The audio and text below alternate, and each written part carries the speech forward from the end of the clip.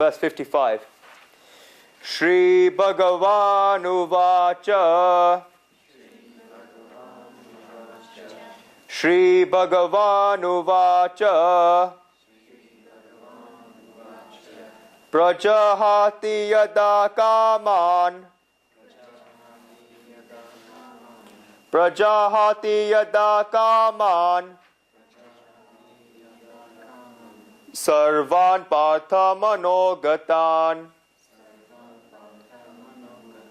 Sarvan Partha Manogatan. Atmani eva atmana tushta. Atmani eva atmana tushta. Stita pragnasta dochyate. Stita pragnasta dochyate.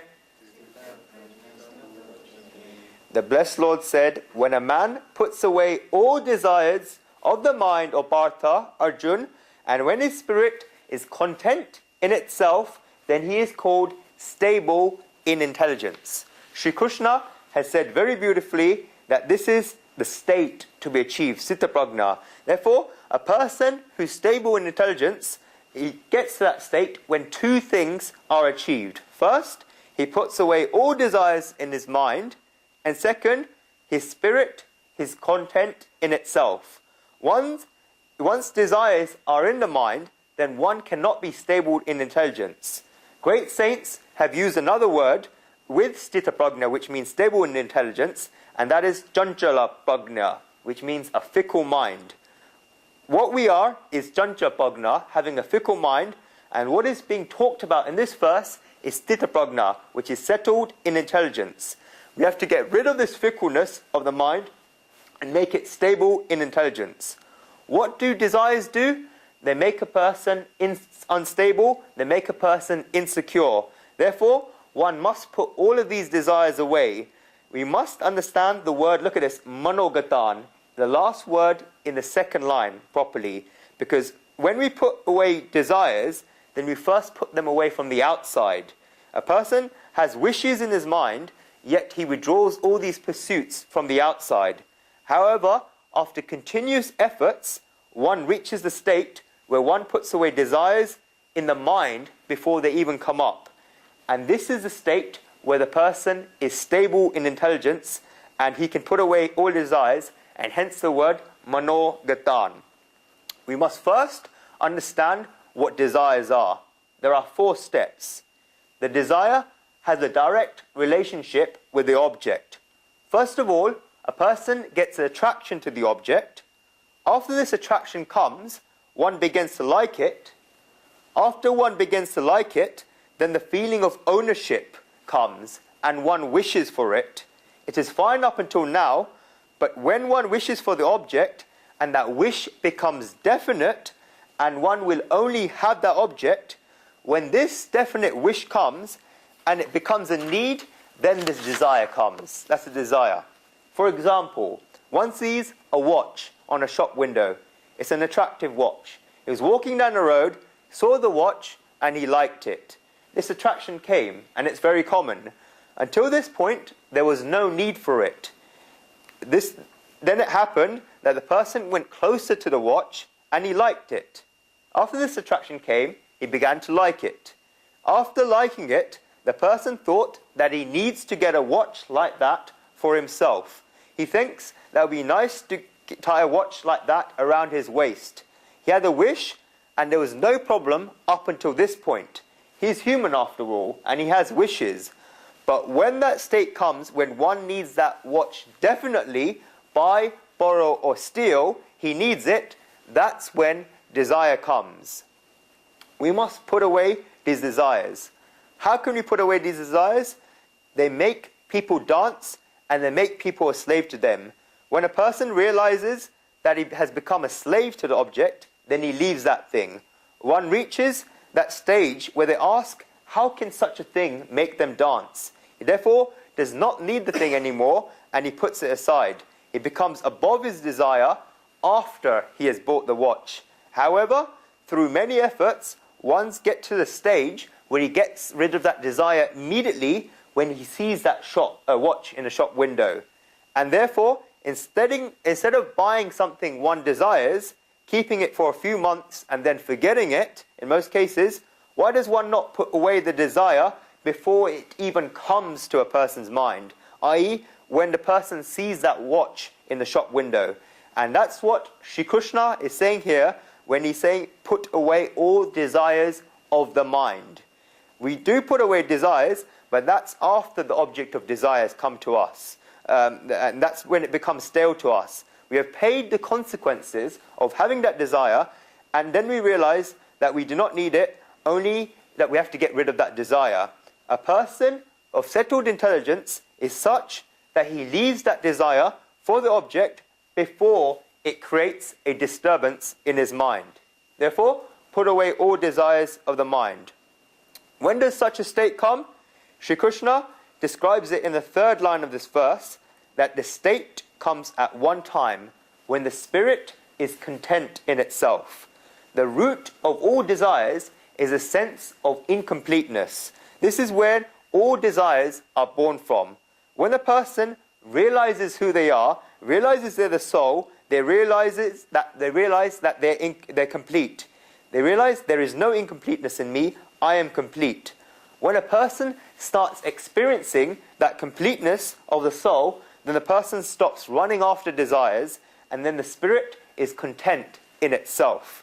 Once one experiences that the soul is eternal, and that then none of the objects in the world can disturb such a person, then the person becomes stable in intelligence. Being content with oneself is knowing that whatever I am complete. One begins searching for oneself within. When a musky deer, is running in the jungle and it smells something nice, it imagines what it can be that smells so nice. It runs to find out the source of that nice smell. It starts running in the morning and keeps running all day. The sun is giving out heat from above and the deer is sweating in that heat, but this musky deer just wants to find out where that smell is coming from. The poor thing becomes tired and no longer has the strength to stand up. It gets dizzy and falls down. It cannot even keep its head up. And the head falls down and it realizes when it's on the floor that its smell is coming from inside itself. Because the navel of a musky deer gives out that nice smell. It only realized this when it got completely tired. The same thing happens to humans.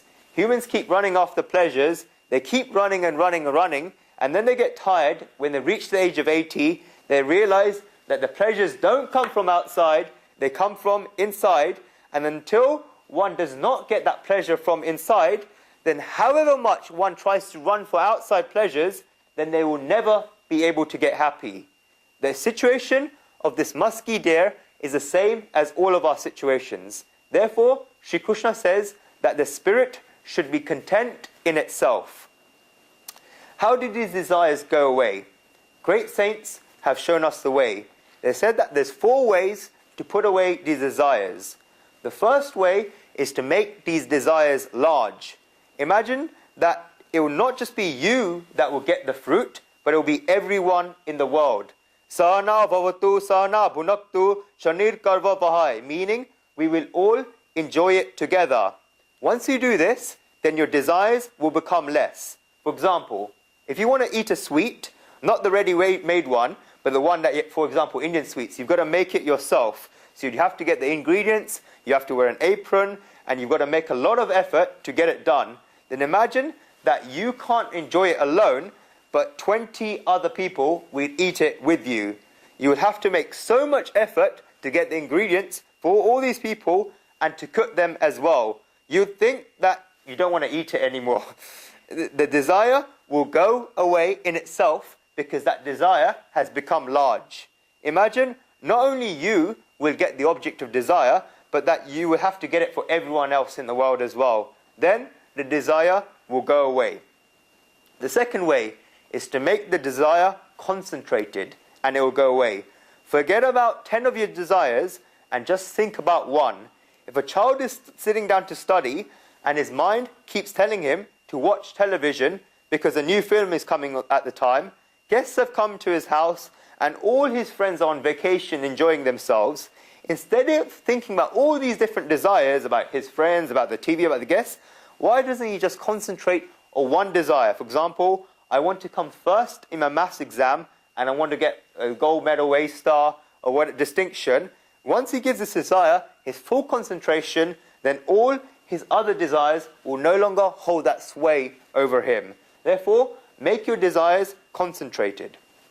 Third way to decrease your desires is, if, for example, if you want to go into a field such as medicine, even in the field, this is the third way, is to decrease your desires. For example, if you want to go into a field such as medicine, even in the field of medicine, there are 15 different fields. You can then say, from all these different fields, you want to become a neurologist. After this, all the other desires will go away in themselves. The more you decrease your desires, the more concentrated they will become, and the more your other desires will go away. In order to let a beautiful rose bloom properly, you have to get rid of the grass near it. Decrease your desires. Fourth, make your desires pure. Before having any desire, one should always ask if it is right. One should always ask if it will develop oneself. One should ask whether it will help oneself spiritually. For example, if you have a wish that you want to watch a film, and then on the other hand you have a desire to study the Gita, out of these two desires, which is pure? Exactly. Ask yourself which of the two will help in your spiritual development. Once you have a pure desire, then the wrong desires will automatically go away. These are the 4 ways to put away desires. What are they? Go on. First, make your desires large. Second, make your desires concentrated.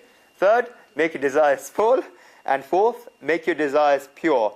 A person who's sthita prajna, stable in intelligence, puts away all his desires and his intelligence becomes settled. Verse 56.